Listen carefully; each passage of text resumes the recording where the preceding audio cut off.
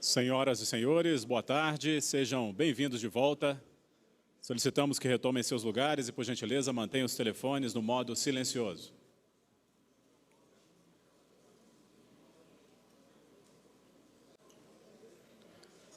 Senhoras e senhores, dando continuidade às atividades do Fórum Os Desafios da Transmissão, convidamos para compor a mesa do terceiro painel, que tem como tema licenciamento, o senhor André Pepitone da Nóbrega, diretor da Agência Nacional de Energia Elétrica, especialista em ciências geotécnicas e graduado em Engenharia Civil pela Universidade de Brasília, especialista em regulação da ANEEL e diretor da agência desde 2010.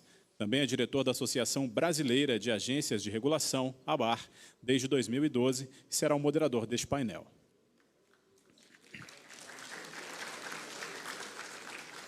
A senhora Rita Alves Silva, assessora especial em gestão socioambiental do Ministério de Minas e Energia, é engenheira química de profissão, mestre em gestão e políticas ambientais pela Universidade Federal de Pernambuco, experiência de 18 anos em monitoramento, controle e licenciamento ambiental, especialmente de empreendimentos do setor elétrico.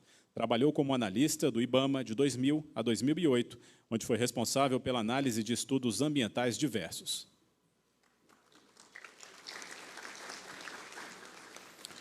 O senhor Rodrigo Erles, assessor técnico da Diretoria de Licenciamento do Instituto Brasileiro do Meio Ambiente e dos Recursos Naturais Renováveis. É doutor em Geografia pela Universidade Federal de Sergipe, mestre em Geografia pela Universidade Federal de Uberlândia, graduado em Geografia pela Universidade Estadual de Montes Claros, Minas Gerais, é analista ambiental do IBAMA e faz parte desse terceiro painel. O senhor Eugênio Spengler, presidente da Associação Brasileira de Entidades de Meio Ambiente, ABEMA, graduado em Filosofia, já atuou no Ministério do Meio Ambiente, na Fundação Estadual de Proteção Ambiental do Estado do Rio Grande do Sul, na Secretaria Estadual do Meio Ambiente do Estado do Rio Grande do Sul, foi professor de Saneamento Ambiental pela Universidade de Ijuí, do Rio Grande do Sul, também foi consultor técnico das Secretarias Estaduais da Bahia, da Casa Civil, da Indústria, Comércio e Mineração e da SEMA. Atualmente é secretário estadual do Meio Ambiente da Bahia e presidente da ABEMA. Senhor Arthur Nobre Mendes, diretor de promoção ao desenvolvimento sustentável da Fundação Nacional do Índio. É especialista em planejamento e gestão estratégica pela Escola Nacional de Administração Pública, ENAP. Graduado em Antropologia pela Universidade de Brasília, diretor de promoção ao desenvolvimento sustentável da Fundação Nacional do Índio, FUNAI. E para completar este painel, convidamos o senhor Roberto Stanque, coordenador nacional de licenciamento do Instituto do Patrimônio Histórico e Artístico Nacional.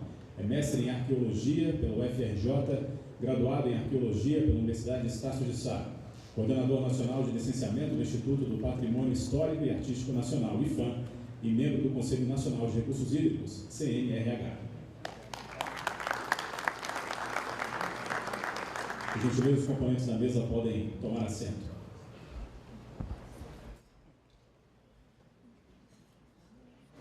Com a palavra, o senhor André Pepitone, para início dos trabalhos. Senhoras e senhores, todos os presentes, muito boa tarde. Antes de iniciarmos aqui o painel, eu registro a honra que sinto de moderar este painel, cujo tema é licenciamento ambiental. O painel licenciamento ambiental do nosso seminário de desafios da transmissão. Seminário promovido pela ANEEL em parceria com o Instituto ACEM de Brasília. Senhoras e senhores, esse é um evento que, além de sua alta relevância para o setor elétrico nacional, na área de energia, tem outro aspecto que reputo muito relevante, que é enfocar justamente o tema licenciamento ambiental. O licenciamento está entre um dos temas hoje em dia mais importantes para permitir o avanço do segmento de infraestrutura no Brasil. Cumprimento todos os meus colegas aqui de painel, a Rita Alves, assessora especial do Ministério, o Rodrigo Heller, assessor técnico do IBAMA, o Eugênio, da ABEMA, Associação Brasileira de Entidades do Meio Ambiente, o secretário Gêmeo, né, que é secretário do Estado do Governo da Bahia, o Arthur Nobre, diretor da FUNAI, no qual já tivemos a oportunidade de estar em outros eventos, dividindo o painel, e o Roberto Estancho, que é o coordenador do IFAM. Antes de passar aos debates, eu quero registrar que nos últimos anos, a viabilização de empreendimentos estruturantes no Brasil tem demandado enorme energia. E um dos desafios mais importantes que temos nesse segmento é o de conciliar a implantação dos empreendimentos de infraestrutura de maneira integrada, com os componentes social e o componente ambiental. A legislação ambiental brasileira é uma das mais avançadas e mais modernas do mundo, e o Brasil é um país em desenvolvimento. Antes dessa tão avançada, essa legislação ela tem tido papel preponderante para assegurar as necessidades estruturais do país e os impactos socioambientais. E no setor de transmissão de energia elétrica, que é o que hoje nós daremos atenção, o licenciamento ambiental, nos últimos anos, teve grande evolução. E essa evolução ocasionou maior complexidade nos últimos anos. E aqui eu posso citar o que está sendo envolvido. Ou seja, está se exigindo maior detalhamento nas variáveis dos estudos da linha de transmissão, e também a gente observa que está tendo maior integração nas decisões dos diversos órgãos que compõem o licenciamento ambiental. Ou seja, maior integração do IBAMA com o órgão de licenciamento do Estado, do município, da FUNAI, da Fundação Zumbi dos Palmares, do ICMBio e do IFAM. Esses órgãos agora estão trabalhando cada vez mais de maneiras mais integrada e mais articulada. E já do ponto de vista do planejamento do setor elétrico, nós tivemos o painel de hoje pela manhã, mas aqui eu vou me deter aos desafios do licenciamento. O que está em pauta é o seguinte, é aprimorar os relatórios de planejamento dos empreendimentos que irão para a licitação, sobretudo o R3, trazendo maior detalhamento da variável ambiental diante das exigências que temos hoje.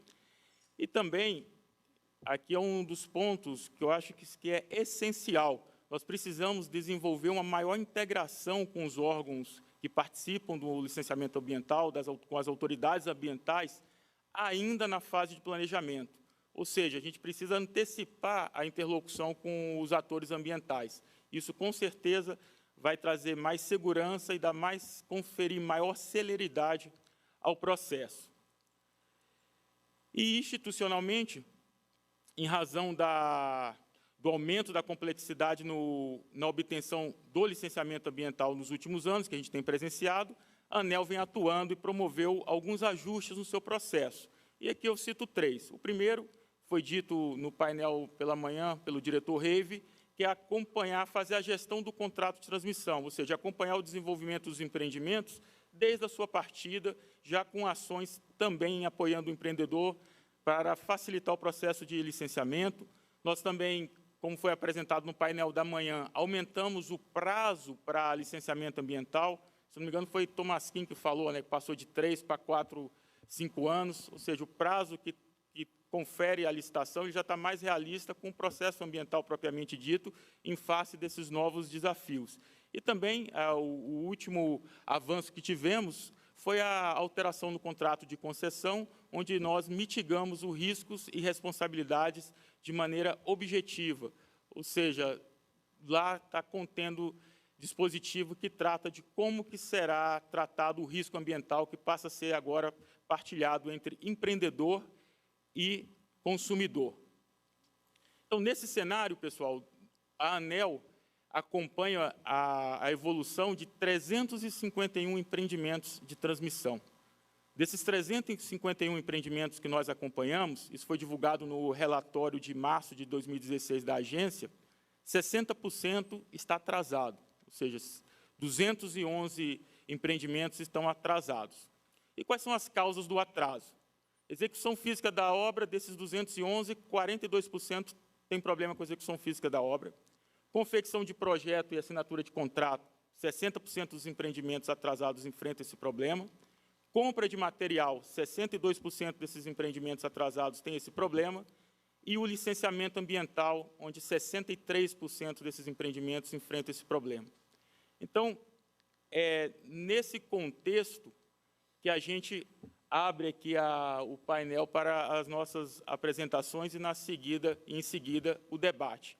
Então, hoje, os 4 vilões do atraso, se é assim que eu posso chamar, são esses pontos que a gente levanta: a execução física, confecção de projeto, compra de material e o desafio do licenciamento ambiental. E quando eu falo licenciamento ambiental, não é o órgão ambiental. O licenciamento ambiental é um processo que envolve ações tanto do empreendedor quanto do órgão ambiental. Então, tem que vir a informação correta, a informação com a sua completude, senão o órgão ambiental vai pedir aprimoramento, o empreendedor tem prazo para responder e começa o processo que eu chamo de licenciamento ambiental.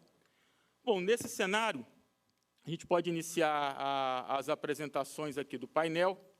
Deixa eu pegar... Vamos seguir a nossa ordem, que temos aqui no nosso panfleto. Então, para a primeira apresentação, eu chamo a Rita Alves Silva, que é assessora especial do Ministério de Minas e Energia.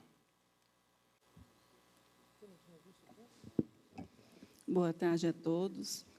Muito bom eu iniciar a fala agora, depois do almoço, está todo mundo tranquilo, né? Vai ficar aquela calma no auditório. Então, vamos começar a falar de um assunto que é um tanto quanto complexo, né? Mas é um assunto bom, uma área que apasiona tanto que está sempre na mídia, né? É uma coisa que está sempre na mídia, chama-se processo de licenciamento ambiental nesse país, pelo menos à exceção de outros processos no Brasil.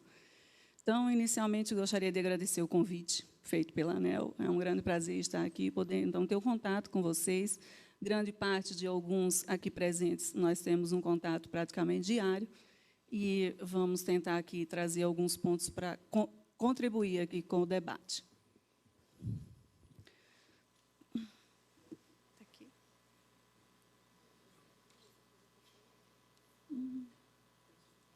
E aí, gente? Ok. Então, gente, só para dar um overview da situação, até porque o tempo é muito pouco, né? A gente vai deixar um tempo aí para conversar com vocês. Eu só queria explanar um pouquinho o que é a AESA, a Assessoria Especial em Gestão Socioambiental no Ministério de Minas e Energia. É uma unidade, é um setor antes tido como NESA, mas aí Belo Monte pegou a nossa rubrica e a gente, então, a partir do decreto lá de 12 de setembro de 2012, tivemos um outro nome aí, que é a AESA, Assessoria Especial de Gestão Socioambiental. Então, nós temos uma vasta competência dentro da estrutura do MME, né? São inúmeras atribuições. E, para dar conta de todas elas, né, dessas competências, com articulação institucional, gestão socioambiental com concessionários, agentes, órgãos ambientais, demais instituições envolvidas nesse processo, nós contamos com 2 coordenações, uma de articulação institucional e uma de monitoramento de gestão socioambiental, a qual eu participo.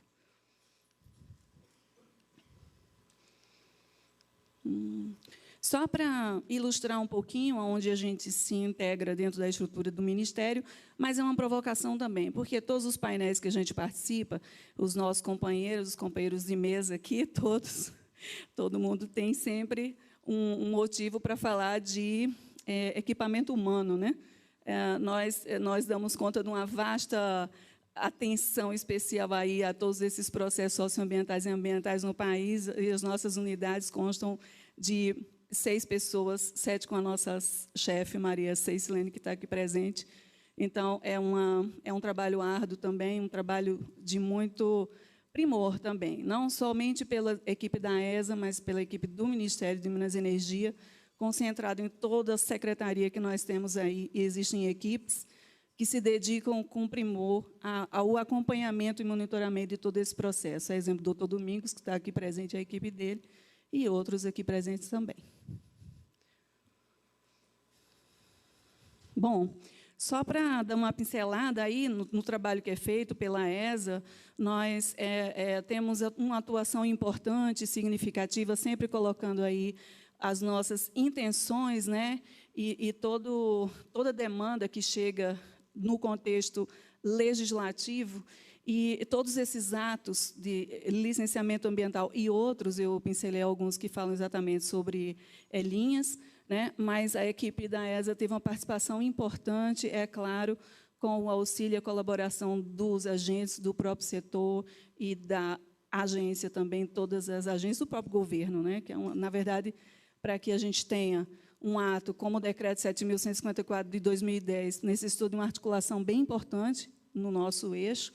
A 421 de 2011 também necessitou de um debate, uma articulação junto com o MMA e IBAMA, para que ela pudesse sair, e a Lei 140 de 2011 e o decreto também, e nesse sentido, tanto para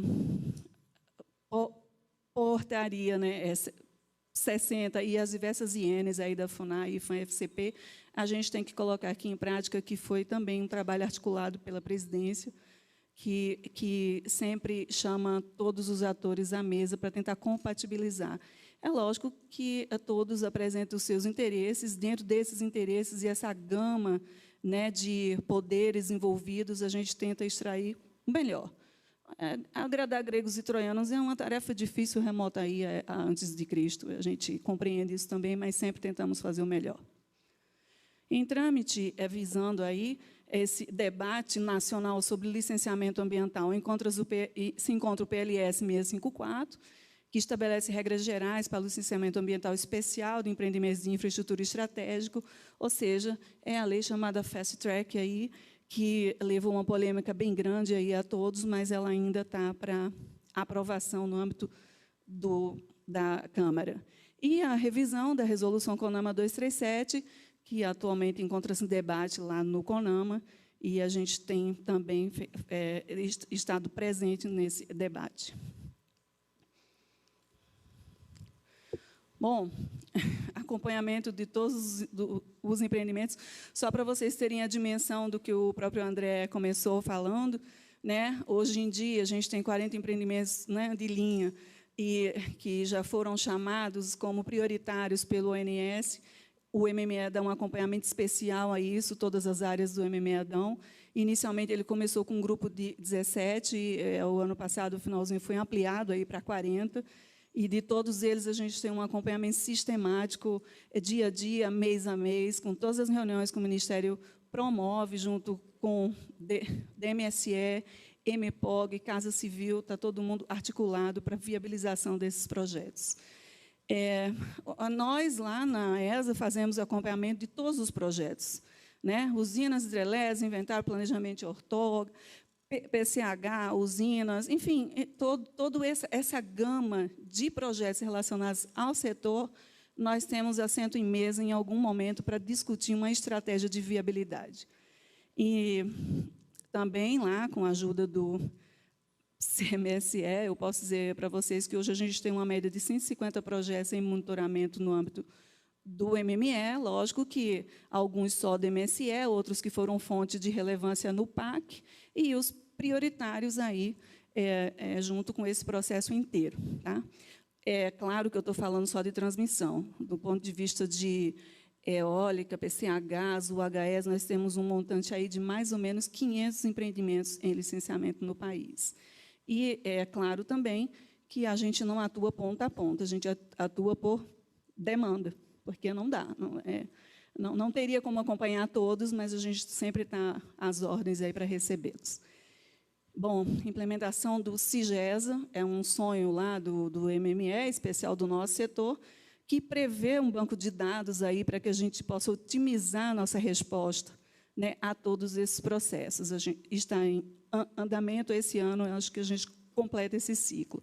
E, bom, acompanhar todos os projetos de lei, CONAMA, enfim, tudo que vem para a gente. Tudo isso envolve as ações, né, de gestão aí, com os diversos órgãos, e é um compromisso com o próprio setor de a gente ter qualidade com essa gestão, com essa articulação, né? A gente tem interesses, mas a gente entende que as diversas carteiras do Ministério e da Esplanada também têm os seus.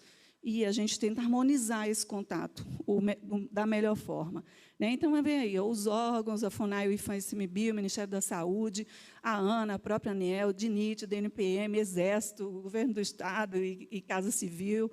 Enfim, é uma gama bem diferenciada. E aqui, como o fórum era desafios, a gente tentou indicar aqui alguns pontos que a gente considera que são desafios. A equipe do MME, como um todo, toda a sua gestão, tem um perfil bem otimista, né? A gente tem foco, né?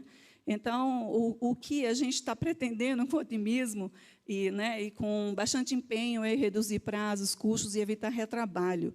Né? E isso significa melhoria contínua dos estudos técnicos e ambientais. Esse é o nosso primor, esse é o nosso primeiro contato com os projetos, empresas, empreendedores. A partir do primeiro contato, eu acho que a primeira coisa que é colocada em mesa é: necessitamos de qualidade, precisamos de prazos, precisamos atender a uma gama e necessidades de implantação e investimento dentro do país, mas é claro que a gente precisa de qualidade, qualificar cada vez mais os nossos estudos. É isso que a gente pede, é isso que a gente senta, e é dessa forma que a gente age. Né? Supervisionar, monitorear e atuar na medida de sua responsabilidade na defesa do patrimônio do setor elétrico é um compromisso nosso, é uma responsabilidade e é um dever também. Então, o CMSE, né, há pouco eu escutei aqui, agora existe o CMSE. Não, o CMSE existe desde a estrutura mínima ou macro lá do MME. Existe um compromisso, uma responsabilidade com tudo que acontece ligado ao setor elétrico no país.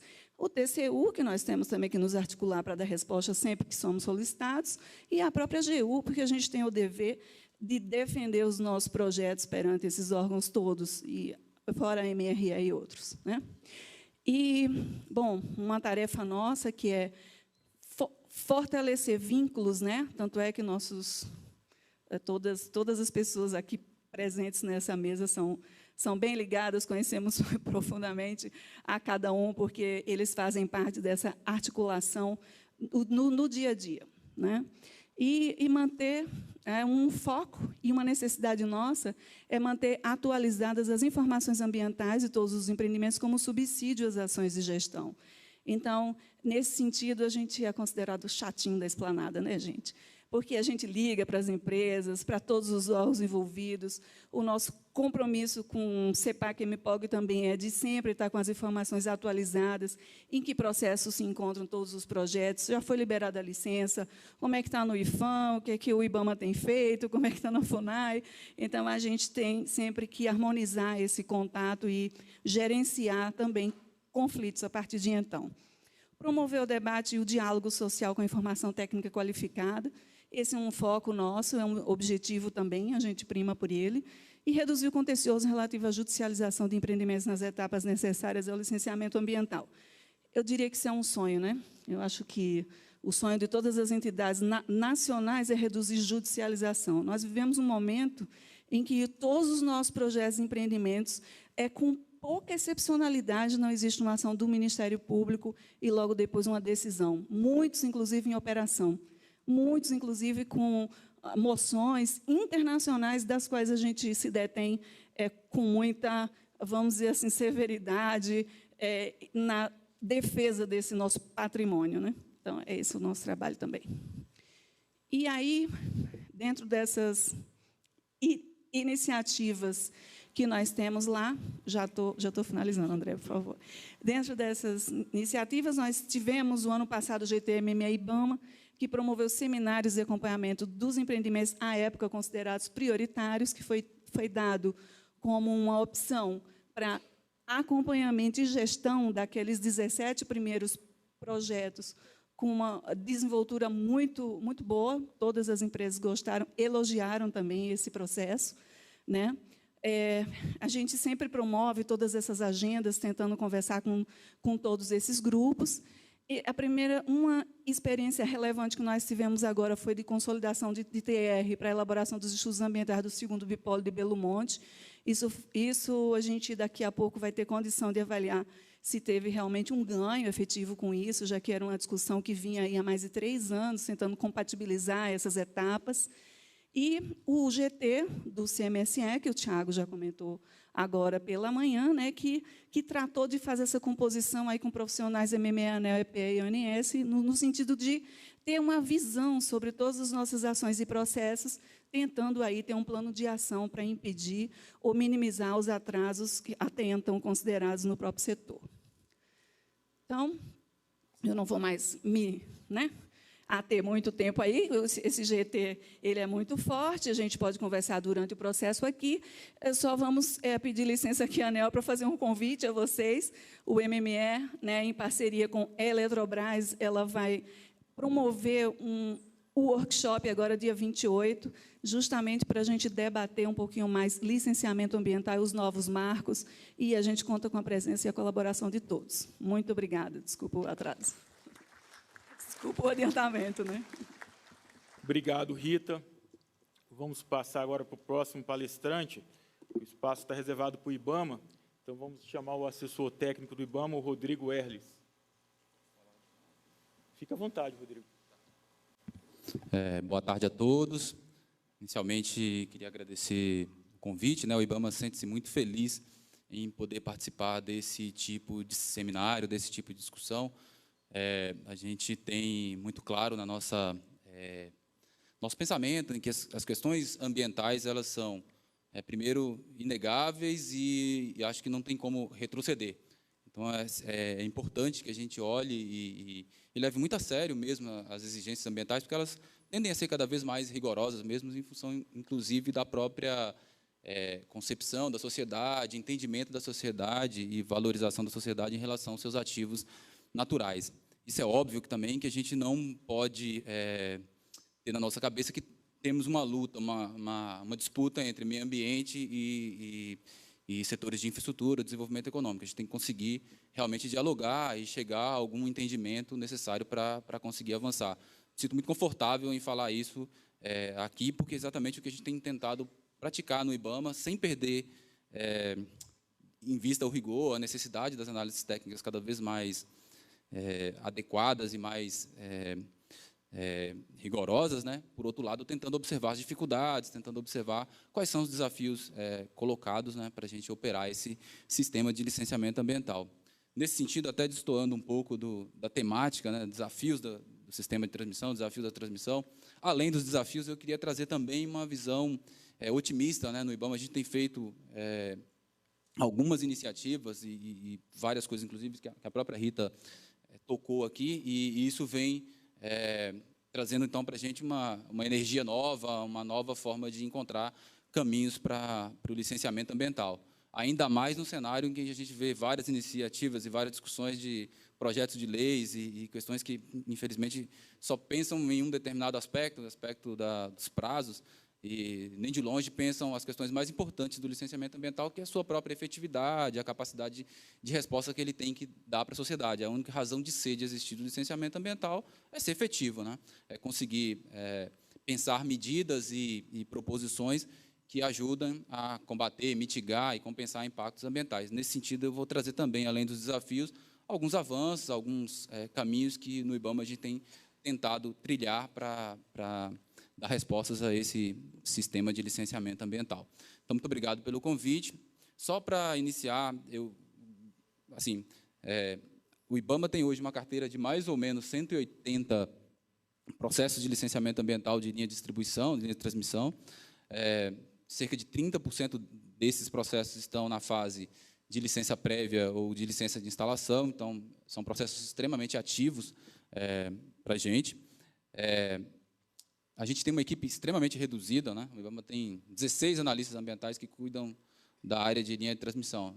Não é muito assim. Qualquer empresa hoje de médio porte tem muito mais servidores cuidando da área ambiental do que o próprio IBAMA na área de linha de transmissão. Isso é um descompasso, uma coisa que a gente precisa conseguir rever. Por outro lado, talvez seja a tipologia que a gente mais consiga buscar auxílios nos nossos núcleos descentralizados. A tipologia que a gente mais inerente a ela mesmo, são processos lineares, então são os lugares que a gente consegue contar mais com o apoio do corpo técnico do IBAMA descentralizado. Isso tem nos ajudado a responder um pouco melhor às nossas questões de licenciamento ambiental. Então, esse é um pouco de onde eu falo, uma carteira de 180 projetos, 189 projetos, 32 em fase de licença prévia e licença de instalação. Alguns desafios que a gente enfrenta e precisa conversar aqui, porque são os próximos que a gente precisa enfrentar, né? Por exemplo, como tópico, a necessidade de uma melhoria e racionalização dos projetos a ser licenciados. Eu sei, a gente respeita que tem uma dificuldade enorme de concatenar prazos e exigências para apresentar esses projetos a serem licenciados. Mas é muito difícil ainda a gente receber algum tipo de projeto. Hoje em dia, a gente precisa estar muito atento às questões de, por exemplo, um conceito de fuja do impacto. Linha de transmissão são projetos mais flexíveis, então eles têm que refletir um pouco essa possibilidade, fugir de unidade de conservação, fugir de terra de quilombolas, unidades especiais, porque isso certamente facilita o nosso trabalho. Por outro lado, também a gente tem, a Rita falou de alguns dos projetos de lei, o PL 654, por exemplo, é difícil a gente imaginar que a gente consiga licenciar. Para o IBAMA, talvez até seja possível licenciar em uma única etapa, por exemplo, linha de distribuição, mas a gente recebeu, por exemplo, para uma única subestação, 5 pedidos de licenciamento ambiental. Então, se o próprio setor também não se organiza para conseguir apresentar os projetos adequados ao licenciamento, fica difícil que a gente consiga responder às necessidades e às exigências do próprio setor. Ainda temos como desafio a ser superado a própria qualificação dos estudos de impacto ambiental, dos estudos ambientais, de uma forma geral, apresentados, submetidos a licenciamento ambiental. Eu vou dar exemplo. Acabamos de ter que reprovar um licenciamento, porque, depois de entregue o estudo de impacto ambiental, descobriu que ele não tinha conseguido identificar 5 unidades de conservação cuja linha estava interceptando. Não faz sentido, é um desafio que a gente tem falando há décadas. Eu estou no IBAMA desde 2007, a gente vem falando sobre a necessidade de qualificar esforços de qualificação de estudo de impacto ambiental há quase uma década. Não é possível ainda em 2016 ter que conviver com esse tipo de situação. Ainda permanece como desafio para a gente, em termos de licenciamento, não só de licenciamento ambiental, a famigerada ou a necessária, né, certidão de uso e ocupação de solos devido aos municípios que recebem obra de infraestrutura. Isso é um desafio que nós mesmos, no ano passado, ficamos com a licença para ser emitida 3 meses, 4 meses, esperando certidão de uso e ocupação do solo de prefeituras. Eu teria uma proposta para a gente poder avançar nisso em termos, inclusive, normativos. Não faz sentido empreendimentos estratégicos estarem submetidos a esse tipo de observação. Do ponto de vista primordial, para a gente ainda é um desafio superar as necessidades de judicialização de processo. O IBAMA tem sofrido muito desgaste de energia respondendo a questões de Ministério Público. E a gente vê que, no final das contas, são judicializações que não levam a nenhuma efetividade, né? São muito baixas de sua efetividade. A gente gasta energia respondendo, discutindo, precisa conseguir construir um cenário de melhor segurança, né, jurídica, tanto para o licenciamento ambiental, quanto para os próprios empreendedores e para a sociedade, de uma forma geral. Nesse sentido ainda de melhoria, racionalização de projetos a serem licenciados, é muito importante alguns conceitos que hoje a gente tem visto com dificuldades para operar sistema de licenciamento ambiental.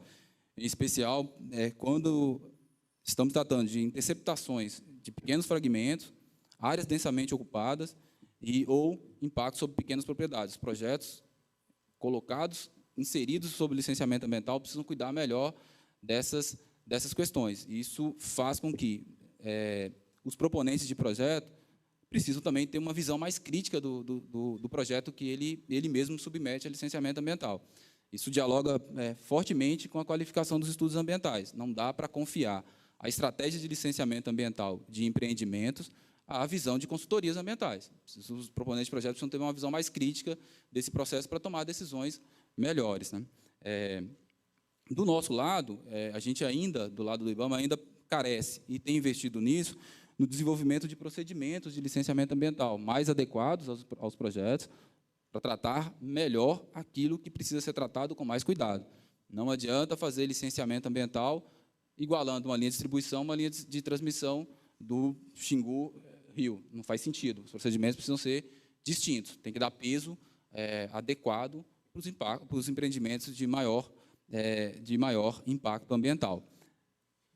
No campo, superado um pouco, então, essa fase de desafios, eu acho que tem outros, né, para a gente conversar, eu queria me referir a alguns avanços, eu acho, conquistados nos últimos 4, 5 anos. Começaria destacando a organização da carteira de processos via sala de situação. Esse foi um espaço criado de gerenciamento que ajuda e muito a organização dos processos de licenciamento ambiental, de verificar onde estão os gargalos, o que a gente pode fazer para conseguir superá-los. Eu acho que é um reconhecimento do mérito do trabalho da sala de situação. O IBAMA se beneficiou muito com essa organização.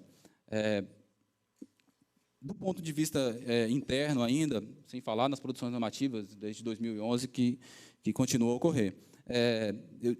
Do ponto de vista interno e do ponto de vista dos avanços, realizamos aqui, meados do mês de março, um seminário, né, de fortalecimento do licenciamento ambiental. Convidamos alguns setores, inclusive alguns dos senhores, que é o resultado de um trabalho grande que o IBAMA fez nos últimos 4 anos de estudos, de sistematização de várias experiências comparativas de 7 países do mundo sobre as melhores práticas de licenciamento ambiental no mundo. Inclusive, não só as práticas, mas também como a gente sistematiza melhor o conhecimento que tem por trás do licenciamento ambiental. A gente recebe centenas, dezenas, milhares de estudos de impacto ambiental, e alguma coisa a gente precisa aprender com esse estudo de impacto ambiental para não ficar repetindo tudo à mesma hora. Esse foi um seminário que a gente realizamos um workshop na sequência com alguns setores. Por que eu tenho uma visão positiva disso? O IBAMA, o trabalho foi realmente muito exaustivo e, de certa forma, também muito gratificante, porque ele nos indicou alguns caminhos e algumas possibilidades de avanço nessa discussão maior do conteúdo do licenciamento ambiental, da sua própria efetividade, da sua simplificação, aonde for possível. Estamos preparando, para meados do ano, no máximo, uma publicação de um guia técnico dedicado ao setor de licenciamento ambiental, no caso de linha de distribuição. A gente está pretendendo, com esse trabalho, primeiro, sistematizar o que seria os principais impactos ambientais já conhecidos, já consagrados, em relação à tipologia de linha de transmissão. Segundo, também linkar com isso as principais medidas de impacto ambiental, medidas e programas ambientais também já usados, testados, aqueles que são efetivos, quais não são. Nossa pretensão com isso tudo é que, num futuro bem próximo, conseguir não precisar mais ficar gastando esforço em estudo de impacto ambiental, já que a gente conhece, e conhece bem mesmo, de fato, o setor de linha de transmissão conhece bem, quais são as características, quais são os impactos ambientais mais consagrados, mais típicos. É óbvio que a gente não vai conseguir contemplar tudo, tem sempre uma característica específica, uma especificidade que um projeto ou outro vai se diferenciar, isso é normal, mas a gente conseguiria, de fato, reduzir muito e orientar melhor o sistema de licenciamento ambiental. Isso, na minha visão, não significa nem um pouquinho não significa nem um pouquinho flexibilização, significa adequação. Aprender com o processo de licenciamento ambiental, trazer a ferramenta para ser um pouco mais efetiva, para ser mais efetiva e dar mais respostas às sociedades no final das contas. Nesse sentido, eu gostaria de pedir, contar com a colaboração dos senhores, né, para que a gente continue discutindo juntos, estar mais próximo, cada vez mais próximo, conheçam o trabalho, conheçam o que o IBAMA está tentando desenvolver em termos internos, em termos de conteúdo, para que a gente possa colaborar. Tenho certeza que a gente vai dar, além dos desafios, alguns avanços ainda mais fortes. Obrigado. Obrigado, Rodrigo. E chamo aqui o nosso próximo palestrante, o secretário Eugênio, que além de secretário é presidente da ABEMA. E eu lembro aos presentes que podem formular pergunta por escrito, e os formulários estão com o nosso pessoal de apoio aí ao longo do auditório. Obrigado pelo convite. Boa tarde a todos e a todas. Primeiro eu vou me desculpar que eu não sei falar com apresentação, então eu vou falar direto, de forma bem tranquila, porque se eu fizer uma apresentação aí, eu vou me perder todo. Eu não vou ater-me só a questões do licenciamento de linhas de transmissão, obviamente. Eu quero fazer alguma reflexão mais geral com os senhores e senhoras aqui sobre o processo de licenciamento como um todo no Brasil, que acaba implicando em todas as atividades, obviamente. E até mesmo porque nós estamos discutindo a mudança das resoluções 01 e 237, o CONAMA está discutindo isso e há uma oportunidade grande para que possamos modernizar e atualizar os procedimentos para licenciamento ambiental no Brasil, que baseia-se hoje inteiramente na Resolução 01 de 86 e na Resolução 237 de 1997, portanto, 30 e 19 anos, onde nós tínhamos um nível de informação e de conhecimento técnico e de informação organizada. Por exemplo, se alguém falasse em georreferenciamento em 1986, provavelmente seria, e com imagem de satélite instantânea num celular, provavelmente seria preso no manicômio judicial, à época. Era a coisa que a NASA falava. Tá? E a gente ouvia isso como se fosse algo inatingível, e hoje está aí na mão de nossos filhos de 3, 4, 5 anos, menos, que operam melhor do que muitos de nós. No meu caso, pelo menos, os meus filhos trabalham isso melhor do que eu. Então, aí tem algumas questões que são fundamentais. Primeiro, nós precisamos ter uma resolução que padronize mais o licenciamento ambiental.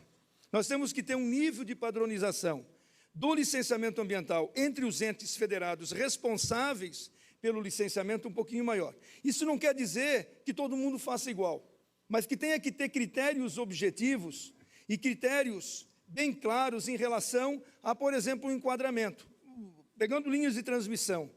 O que causa impacto na linha de transmissão? A quantidade de energia que é transmitida ou a instalação dela? Porque quando a gente enquadra o empreendimento, linha de transmissão, pela quantidade de energia transmitida, ele não tem impacto nenhum à transmissão. O impacto da energia está associada lá à produção, a hidrelétrica, a termoelétrica, a eólica, enfim, a fonte geradora de energia.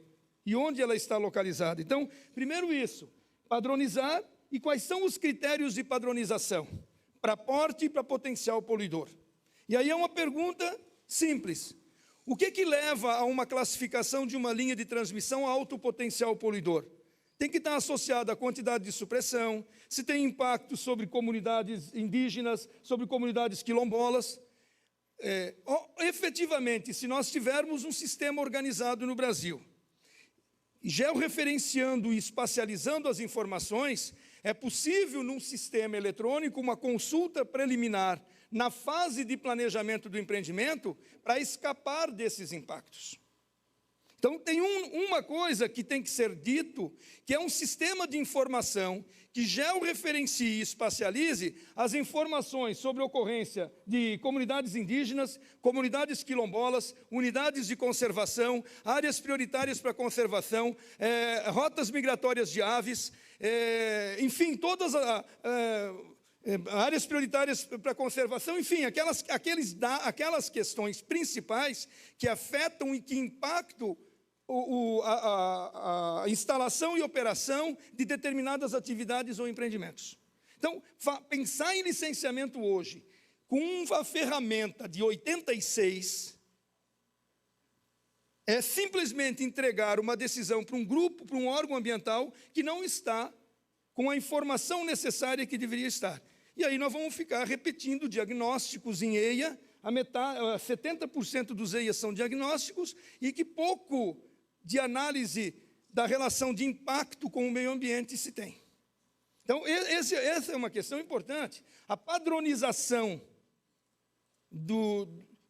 como diretriz importante para o enquadramento e, consequentemente, a definição do tipo de licença e o tipo de estudo que deverá ser feito para a análise da viabilidade ambiental dos empreendimentos e atividades, ele é um desafio nacional.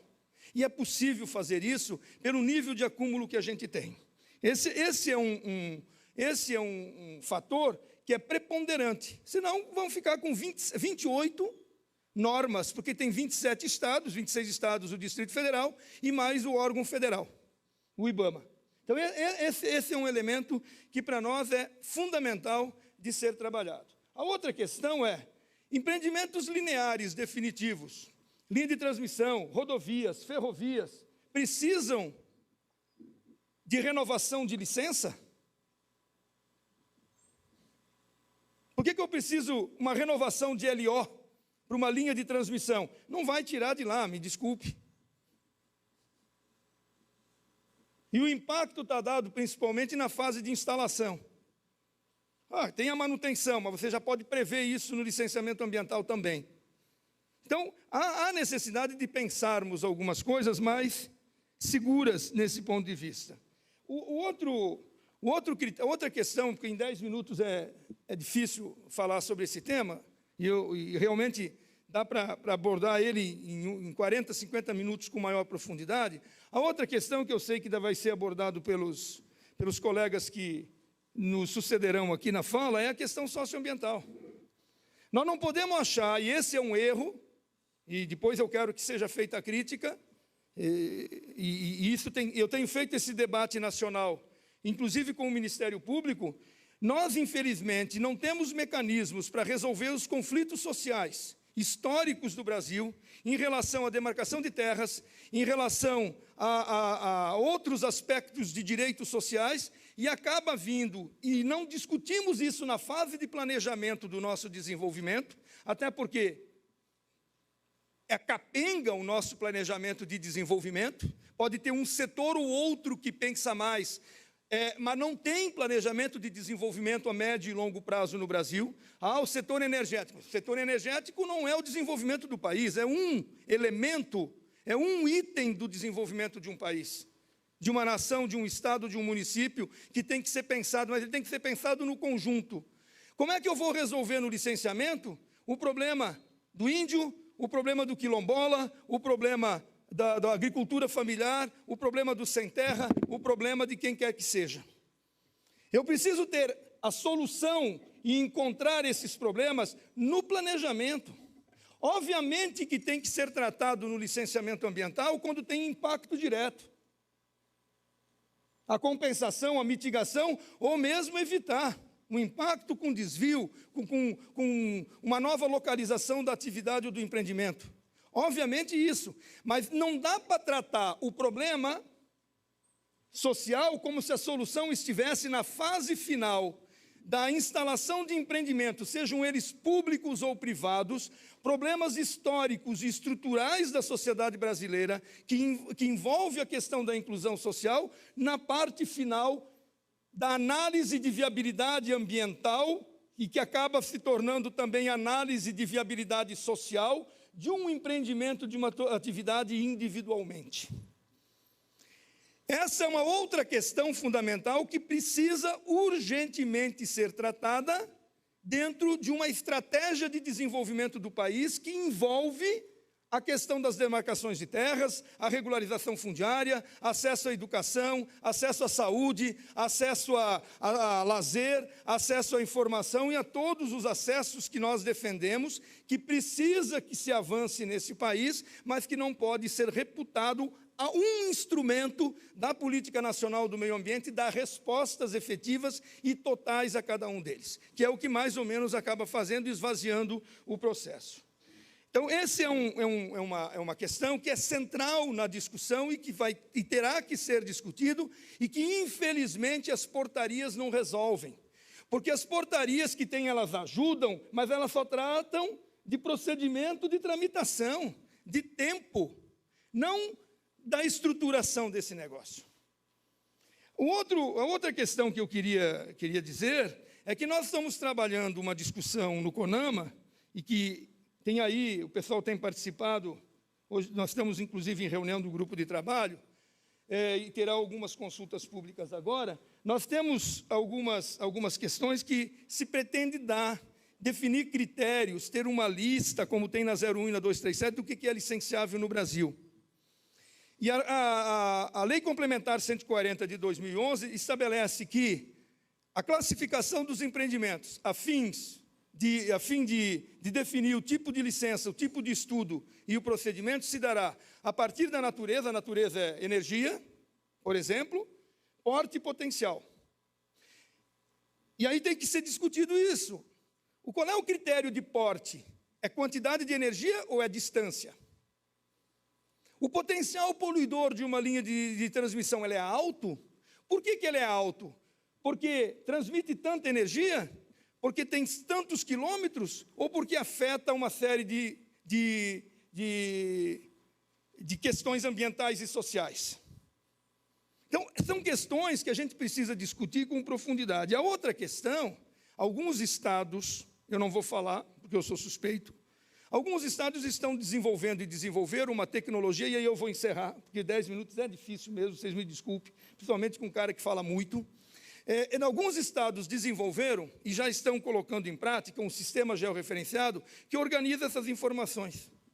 E vai permitir que o cidadão entre lá, vai querer colocar lá uma linha de transmissão, vai querer colocar lá um parque eólico, vai querer colocar lá aproveitar um potencial minerário ou qualquer outra questão, uma estrada, enfim, o que quer que seja, que precisa de licenciamento. Ele faz uma consulta prévia no sistema,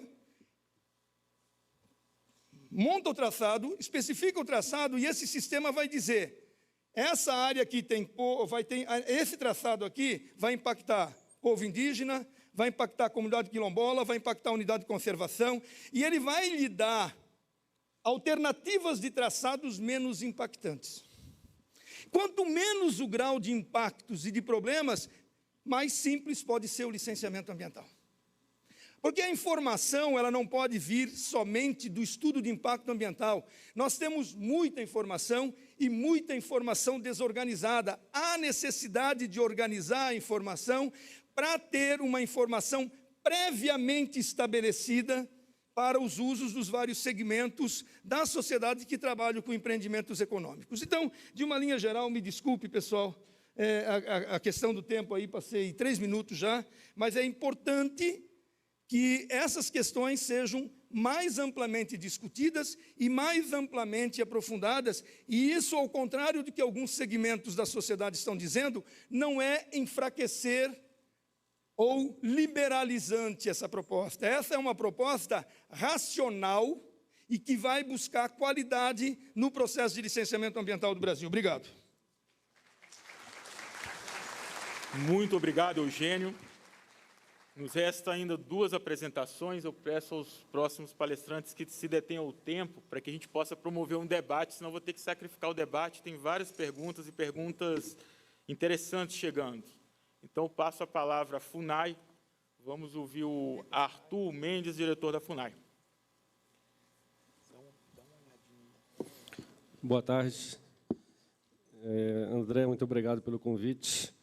E atendendo a sua recomendação, eu passo direto à minha fala, para não perder mais tempo. Eu fiz aqui itemizei aqui a minha fala em 10 itens, eu espero cumpri-las uma por minuto, para que a gente seja bem rigoroso no tempo. Em primeiro lugar, é importante esclarecer que a FUNAI é um órgão interveniente, acessório no processo de licenciamento. Ela não emite licenças, mas auxilia o IBAMA ou o órgão estadual na emissão das licenças. De que maneira? Emitindo pareceres, emitindo análises sobre os estudos produzidos e sobre as medidas apresentadas como medidas mitigadoras ou compensatórias para cada empreendimento. Eu vou me deter num único aspecto que eu considero de maior relevância, em função do tempo que é curto, no que diz respeito ao procedimento licitatório de linhas de transmissão, né? Mas antes, a título de introdução, eu queria destacar o seguinte: a relação dos povos indígenas e do Estado brasileiro que atua junto aos povos indígenas, a FUNAI e antes o SPI, com a questão das linhas de transmissão, ela é muito antiga. Pode parecer que é uma coisa, de certa forma, recente, mas não é. Na verdade, o indigenismo que nós conhecemos como indigenismo do Estado ou indigenismo laico, que não é aquele praticado pelas missões religiosas, da catequese, etc., esse indigenismo ele nasce a partir desse desafio de passar uma linha por território ocupado por povos indígenas. E foi em 1907 que o então tenente Cândido Rondon recebeu a missão de passar uma linha, mas era uma linha telegráfica, não uma linha de transmissão de energia, mas era uma linha, era poste com fio, né, pendurado. De maneira que esse desafio de passar essa linha sobre terras de índios, alguns já conhecidos e contactados e outros ainda numa fase de isolamento, desse desafio surgiu o que nós conhecemos como indigenismo, ou surgiu o nosso patrono, para ser mais correto, o nosso patrono do indigenismo, que foi o Marechal Rondon. E daí para frente, sempre o Estado se deparou com isso, porque justamente as linhas e as estradas são os meios de penetração e de interiorização do que nós chamamos de desenvolvimento. E esses meios, né, essas vias, são aquelas que se deparam com esses povos originários ou povos que vivem numa situação ainda de isolamento ou sem a presença do Estado. Bom, depois disso, por exemplo, as linhas de transmissão foram e representaram as primeiras indenizações feitas a povos indígenas por qualquer tipo de empreendimento realizado dentro de terra indígena. Muitas estradas, muitos outros empreendimentos hidrelétricos foram feitos, mas quem primeiro indenizou uma comunidade indígena por ter atravessado suas terras foi uma linha de transmissão. Foram várias linhas de transmissão. A linha que passou na terra indígena Guajajara, Cricati, ali no Maranhão, que vai de Presidente Dutra, a Imperatriz Presidente Dutra, a outra que passa ali na terra indígena Mãe Maria, próximo a Marabá. Essas linhas, ainda na década de 70, elas já promoveram essa indenização. E a gente pergunta por quê? Por que esse pioneirismo, né? A resposta para isso é que vai nos possibilitar entender, ou pelo menos desenhar, que tipo de, enfim, quais as medidas necessárias, os cuidados necessários para que a gente possa erguer, né, linhas de transmissão, postes, torres em terra indígena. Porque dentro da lógica do licenciamento ambiental, a linha de transmissão é um empreendimento de baixo impacto. Mas não se trata apenas do impacto ambiental. Nós temos sempre que considerar, no caso das terras indígenas, o impacto socioambiental. E a questão social é que realmente torna o assunto mais complexo. Se fosse apenas o impacto ambiental, ainda mais hoje em dia, com as torres altas, onde não se faz necessário nem desmatar embaixo, o impacto é menor e tende a ser cada vez menor do ponto de vista ambiental. E por que para os índios é um problema ter uma linha de transmissão dentro das suas terras? Eu diria o seguinte, pensando, e eu tenho também algumas décadas de experiência nessa área, né? É muito difícil para o índio assimilar no seu cotidiano, na sua vida diária, a presença dessas torres dentro da sua terra. A linha de transmissão é um corpo estranho dentro da terra indígena, ao contrário, por exemplo, de uma estrada. Por quê? Porque ele usa a estrada, né? Ele é um usuário da estrada. A linha de transmissão é diferente, né? O impacto de uma estrada é muito maior dentro de uma comunidade indígena, dentro da nossa percepção. Na percepção do índio, às vezes, não. Inicialmente é maior, mas com o tempo ela tende a decrescer na medida em que ele passa a fazer uso daquele bem público. Mas a linha de transmissão, às vezes, no início, o impacto é menor, mas ela tende a crescer na medida em que novas gerações vão sucedendo e não mais se lembram, reconhecem ou assimilam as tratativas que foram feitas no sentido de estabelecer ou de instalar aquela linha de transmissão ali. A tendência é que haja um estranhamento, mais cedo ou mais tarde, com relação à presença das torres. Geralmente, o único sentido que o índio atribui a uma linha de transmissão na sua terra é a possibilidade de obter algum ganho, uma compensação ou uma indenização.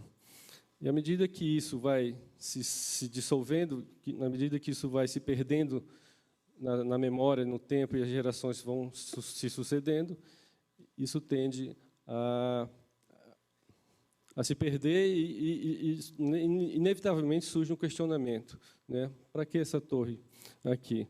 E, geralmente, advém aí algum problema nesse sentido da manutenção da linha. Então, algumas linhas, como acontece hoje no Paraná, em alguns lugares, elas existem há 20, 30 anos numa terra indígena. De repente, começa a dar problema. Nunca deu problema antes de dar problema. Aí o empreendedor diz assim, mas por que agora? O que é que levou? Né? Como é o caso de uma linha de Furnas, que atravessa uma terra indígena no Paraná. O próprio diretor de Furnas nos procurou e falou assim, a gente nem sabia que passava numa terra indígena, né? Porque até mesmo Furnas já tinha, vamos dizer assim, perdido essa memória em relação ao empreendimento. Então, isso se perde no tempo, mas, fisicamente, a torre permanece ali. Isso vai ser, mais cedo ou mais tarde, questionado. Por isso, a postura da FUNAI inicial sempre é recomendar, no sentido de que seja feito um desvio ou que se evite passar dentro de terra indígena. Mas, obviamente, não há um impedimento legal para se passar em terra indígena. Não existe proibição, nem a legislação, nem a Constituição, nem a legislação infraconstitucional veda essa passagem, né? Mas, a título de recomendação, nós recomendamos que, se puder evitar, que seja evitado. Nos casos onde esse desvio não se mostra possível, né, pode haver realmente alguma resistência por parte dos índios e pode haver também algum atraso no cronograma da obra, se esse tempo de entendimento, esse tempo de construir um entendimento que possibilite essa passagem não for considerado no cronograma da obra. Por essa razão, nós consideramos recomendável que, nesses casos, a licença prévia antecedesse o leilão da linha, aquelas linhas que vão ser ou estão previstas para ser leiloadas, a fim de permitir que, pelo menos, os conflitos maiores já estejam com soluções encaminhadas e que não venham a comprometer seriamente esse cronograma. Nós entendemos que a licença prévia é uma função, deveria ser uma função a ser cumprida antes do leilão e pelo Estado brasileiro, porque se trata, como disse aqui, né, o expositor que me antecedeu, né, de uma questão de planejamento do Estado, né, de demarcar uma terra, de resolver uma série de questões que permitam a instalação da linha, ou qualquer outra obra que venha a ser planejada. Também há uma exigência hoje estabelecida por uma Convenção 69 da Organização Internacional do Trabalho, do qual o Brasil, desde 2003, é signatário, que, por essa convenção, seria forçoso, a nosso ver, a antecipação dessa etapa do licenciamento, ou seja, da licença prévia. Então, essa convenção ela exige uma consulta prévia, e por isso a gente acha que tudo aquilo que é prévio deve vir antes do leilão nesse sentido, e a gente acha que isso vai não atrasar a obra, pode atrasar o leilão, mas no conjunto e no cômputo final, isso pode adiantar o empreendimento, pode tornar o empreendimento mais seguro, e pelo menos do ponto de vista da segurança jurídica, isso é um ganho enorme. E, por último, que as medidas de compensação,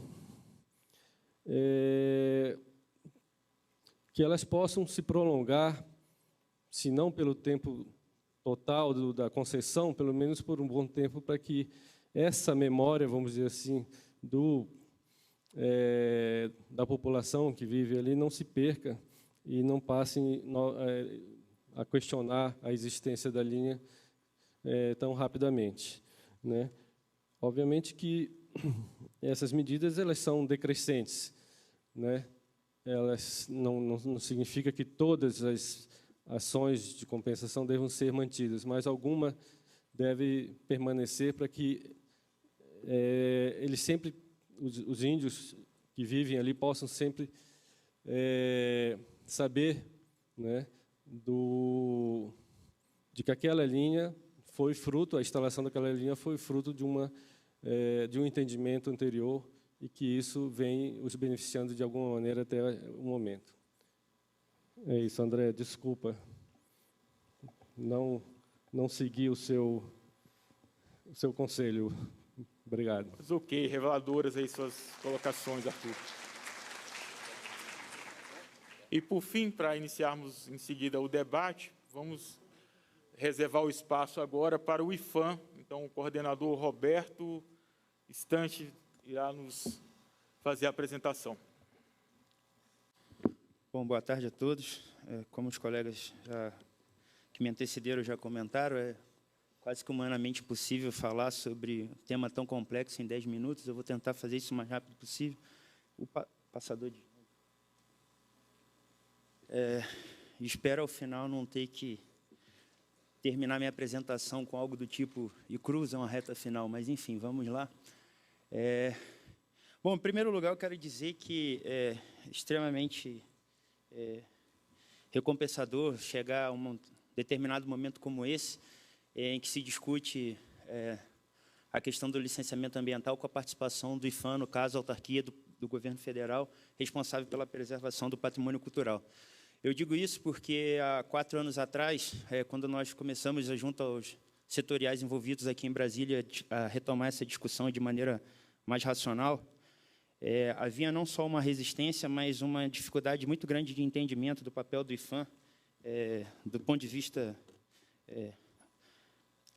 da instituição propriamente dito, e, sobretudo, se a gente pega, então, a vinculação do IPHAN no processo de licenciamento, havia menos ainda essa compreensão do porquê que se dava a necessidade de observação do IPHAN como um dos intervenientes. Essa palavra eu não gosto muito, porque ela traz consigo uma carga semântica muito forte, assim como a gente vive uma guerra semântica com relação aos termos que são utilizados, né? Adequação, flexibilização, aprimoramento, enfim. De todo modo, do ponto de vista do IPHAN, a gente acha necessário, e a gente tem feito o dever de casa nesse sentido. Ao longo dos 3 últimos anos, nós fizemos discussões em todo o Brasil, discussões essas, inclusive, capitaneadas pelos colegas do IBAMA, MMA, Casa Civil, MME, em todos os setoriais aqui de Brasília, para que a gente pudesse aprimorar os procedimentos do IPHAN, porque, do ponto de vista institucional, era necessário, sim, e aí, já entrando na questão do dever de casa feito pela instituição, ainda em algum aspecto, uma reflexão sobre o processo de licenciamento, ou seja, a modernização, o aprimoramento, ainda tentando tomar cuidado com a utilização semântica que se dá a essas palavras, etc., ela muitas vezes é pautada por uma retórica conservadora. Retórica essa que quase que inviabiliza quando órgãos do governo passam a tentar discutir e aprimorar seus procedimentos, seja no que diz respeito ao licenciamento ambiental, seja no que diz respeito à proteção do patrimônio cultural, agora especificamente ao IPHAN. De modo que foi muito difícil, mas fizemos, ao longo dos últimos 3 anos, uma mudança completa de posicionamento da instituição, conferindo, sobretudo, mais racionalidade aos procedimentos institucionais no que diz respeito ao IPHAN. E por que isso?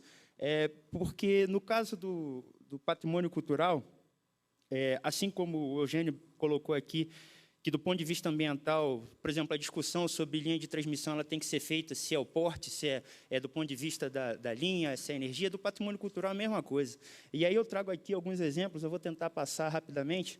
Bom, primeiro, para explicar, a inserção do IPHAN no processo de licenciamento, ela se dá justamente porque o nosso país tem 4 leis que acautelam, do ponto de vista federal, determinados tipos de bens, e essas leis, elas, caso o empreendedor, ao instalar o seu empreendimento, acabe impactando um desses bens, ele pode vir a ser penalizado. A primeira dela é a Lei 3, Decreto 25 de 37, que organiza a proteção do patrimônio histórico e artístico nacional, que é um reconhecimento por atribuição de valor, ou seja, na área patrimonial a gente tem uma espécie de CONAMA também, que é o Conselho Consultivo do IPHAN, que determina o que é patrimônio cultural merecedor de chancela por legislação federal, como, no caso, as missões jesuíticas no Rio Grande do Sul, que merecem, pelo seu destaque e excepcionalidade, serem preservados. A sociedade brasileira, assim, entende que esses bens têm que ser preservados.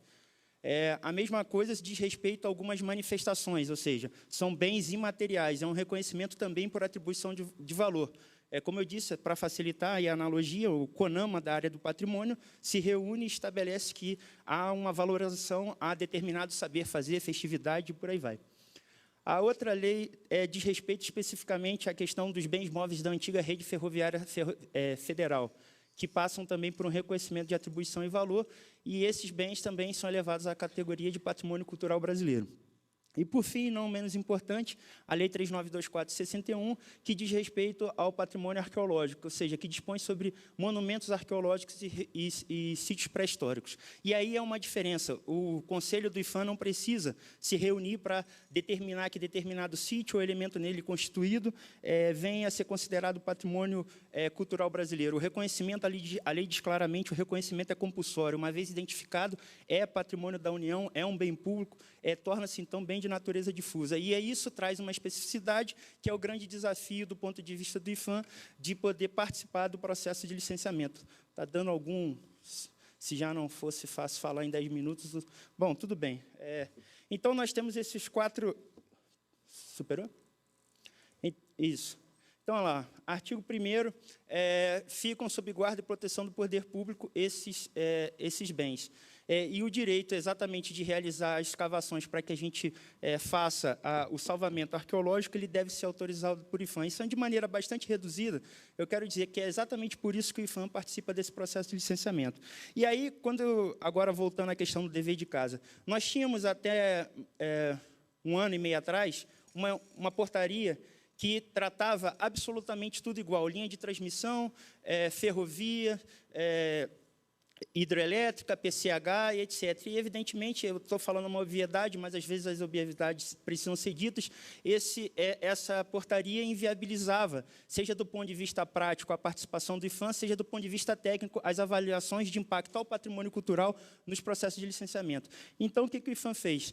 Só para exemplificar, do ponto de vista do patrimônio, olha, uma hidrelétrica, o impacto dela no solo é muito semelhante a uma outra hidrelétrica, só que é completamente diferente a uma linha de transmissão, que é completamente diferente de uma ferrovia, evidentemente, e o que importa para a gente, sobretudo, é o impacto no solo, que é completamente diferente de um parque eólico. E a gente tinha uma normativa que tratava absolutamente tudo igual.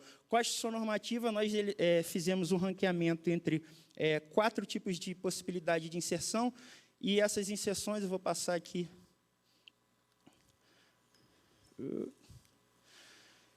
São estipuladas em 4 níveis. Um primeiro nível que não se aplica à participação do IPHAN, um segundo nível que o empreendedor tem que apenas apresentar um termo de compromisso, um primeiro nível, um segundo nível, que é uma fase de acompanhamento de obras, porque, para a gente, o que importa, eu sempre uso essa analogia, do ponto de vista do IPHAN e do patrimônio cultural, basicamente, sobretudo no que diz respeito ao patrimônio arqueológico, se uma escola e uma termoelétrica tiverem a mesma dimensão, embora do ponto de vista ambiental elas sejam completamente diferentes, para o patrimônio arqueológico o impacto é o mesmo, porque o que importa é a área projetada no solo.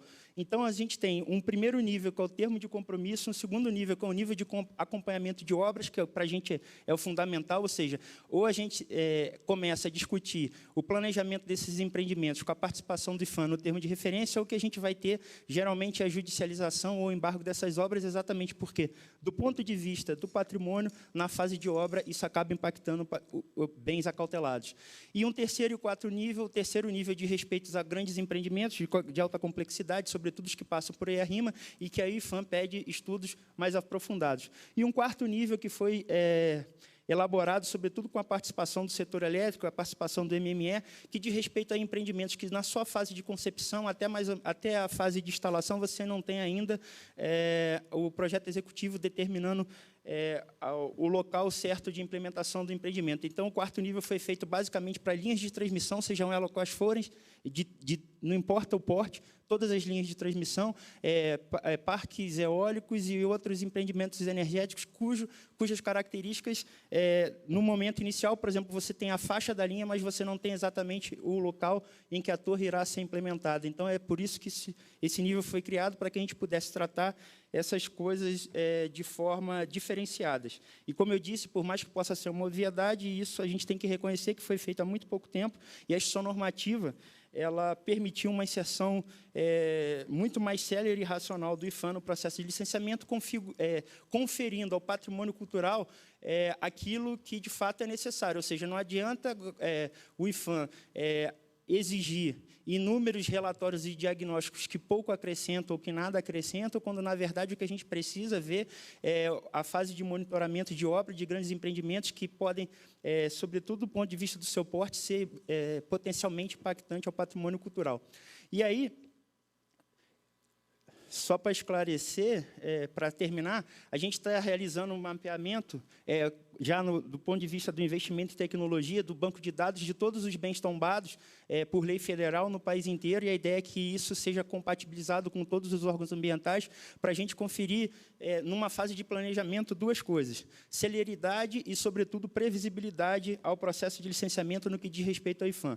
Evidentemente, tem uma peculiaridade no que diz respeito ao patrimônio arqueológico, que isso, por si, não esgota a participação, porque, na verdade, o banco de dados ele serve para, como eu disse, conferir uma certa previsibilidade e celeridade ao processo. Só que, como a lei de arqueologia diz que, se o empreendedor impactar um sítio arqueológico na sua fase de obras, ele pode ser penalizado, então, na verdade, ele vai permitir um primeiro enquadramento, mas isso não eximirá de fazer uma avaliação durante o processo de licenciamento. E como a gente avançou em relação a isso? Bom, do ponto de vista federal, a nossa relação com o IBAMA melhorou muito a partir da publicação da portaria interministerial, que compatibilizou as fases de licenciamento com os momentos adequados para diálogo entre as duas instituições. E qual é o grande desafio? Aí, voltando para o tema principal. Porque hoje a gente tem uma relação pactuada que funciona muito bem. Eu até trouxe aqui em termos de número, desde que a portaria foi publicada, em termos de termo de referência, a gente tem realizado 94,2% das emissões das manifestações dentro do prazo, 68% de tudo que a gente faz no Brasil diz respeito exatamente ao setor elétrico, mas a gente precisa pactuar isso agora com as diversas realidades dos estados e dos órgãos ambientais. Semana passada, eu tive no Acre, em uma reunião com os colegas do IMAC, foi uma reunião muito proveitosa para tentar exatamente pactuar esses entendimentos, porque eu acho que, se a gente quer discutir a atualização e a modernização do processo de licenciamento, e ela é necessária e bem-vinda, a gente reconhece isso, mas reconhecer isso parte também do pressuposto da necessidade de dialogar com questões e especificidades que não necessariamente são de atribuição do órgão ambiental, mas que são necessárias observarem também no processo de licenciamento. Ou seja, a gente entende que é possível coadunar essas questões desde que haja diálogo, boa vontade e, sobretudo, planejamento. Mas, para que haja planejamento, também tem que haver, do ponto de vista normativo, a vinculação das instituições, porque, senão, vai acabar acontecendo, que muitas vezes acontece, que a gente não gosta, é que, eventualmente, é necessário fazer embargo, porque, muitas vezes, o órgão ambiental, seja por desconhecimento, ou seja por motivos que aqui não vale trazer à tona, acabam emitindo uma licença que confere ao empreendedor a possibilidade de implantação de um empreendimento, mas que esse empreendimento vai se instalar justamente numa área onde tem patrimônio cultural bem protegido por lei. Então, como é que a gente resolve isso? Evidentemente, com investimento de tecnologia, sem dúvida.